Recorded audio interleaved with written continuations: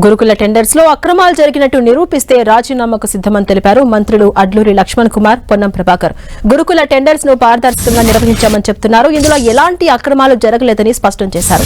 1143 కోట్లకు టెండర్లు పిలిస్తే 2000 కోట్ల అవినీతి జరిగిందని బీఆర్ఎస్ నేతలు ఆరోపించడం ఏంటి అని ప్రశ్నించారు. చర్చలకు కేసీఆర్ రావాలని, అసెంబ్లీలో చర్చించేందుకు సైతం తాము సిద్దమన్నారు.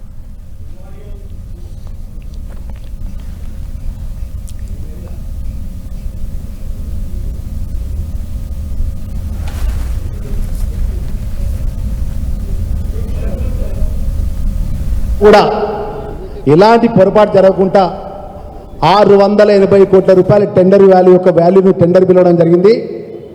500 కోట్ల రూపాయలు ప్రభుత్వ రంగ సంస్థలు లిడిక్యాప్ కానీ, చేనేతకు సంబంధించిన ప్రభుత్వ రంగ సంస్థలకు కానీ, ఇతర సంస్థలకు కానీ సుమారు 500 కోట్ల రూపాయల టెండర్లు ప్రభుత్వ నిబంధనకు అనుగుణంగా దేశంలో ఉన్నటువంటి అన్ని పత్రికల లోపల ఆన్లైన్ ద్వారా నోటిఫికేషన్ ఇచ్చి దేశంలో ఉన్నతమైనటువంటి ఏదైతే పెద్ద పెద్ద ఏజెన్సీ వాళ్ళు పాల్గొనే విధంగా ఒక 5 IAS, senior IAS officer, special CS, ఒక ఐఏఎస్ ఆఫీసర్ ఆధ్వర్యంలో 5 ఐఏఎస్ ఆఫీసర్ కమిటీ ఆధ్వర్యం లోపల ఈ టెండర్ ప్రక్రియ మొత్తం కూడా ఇప్పటికైనా కూడా హరీష్ రావు, కేటీఆర్కి మేము చెప్తాను, ఫామ్ హౌస్ వదిలిపెట్టి అసెంబ్లీకి రమ్మనండి, నోటీస్ ఇవ్వమనండి.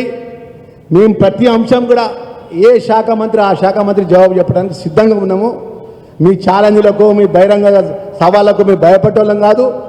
తోక ముడుచుకొని మీ లెక్క బహిరంగ చర్చ చేసి పారిపోయేటోళ్ళం కానే కాదు. ఇవాళ ధైర్యంగా వచ్చి ఇక్కడ నిలబడున్నాం. మేమందరం ఒక ఎస్సీ మినిస్టర్గా, ఒక బీసీ మినిస్టర్గా, మా మైనార్టీ మినిస్టర్గా, మా ఎమ్మెల్యేలు గౌరవ దాన నాగేంద్ర కానీ, మా అనిల్ యాదవ్ ఎంపీ గారు కానీ, మా కాంగ్రెస్ పార్టీ శ్రేణులందరం కూడా ఇలా మీడియా ముందు వచ్చి ఎందుకు నిలబడ్డామంటే ఇలా పూర్తి ఆధారాలు, నువ్వు 2000 కోట్ల రూపాయల పాపాల ఏదో అబద్ధాల పచ్చి అబద్ధాలను నిరూపించడానికి కాయిదాలతో సహా మీ ముందుకు వచ్చి మీడియా ముందుకు వచ్చి నిలబడ్డామనే విషయాన్ని కూడా తెలియజేసుకుంటూ, ఎప్పుడు అసెంబ్లీకి వస్తారో, ఎప్పుడు చర్చ చెప్పానో మీ మాజీ ముఖ్యమంత్రిని డే టు టైం వచ్చి ఇక్కడ స్పీకర్కి వచ్చి ప్రకటించమని చెప్పి సందర్భంగా మేము తెలియజేస్తున్నాం.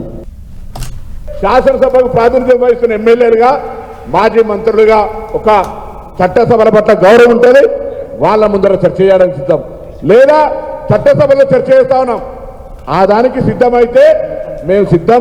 మేము ఎక్కడ కూడా పెడతా ఉన్నాడు ఏదో మేము తప్పించుకొని, అరే ఇది జంక్షన్, తెలంగాణ స్ఫూర్తికి జంక్షన్ ఇది.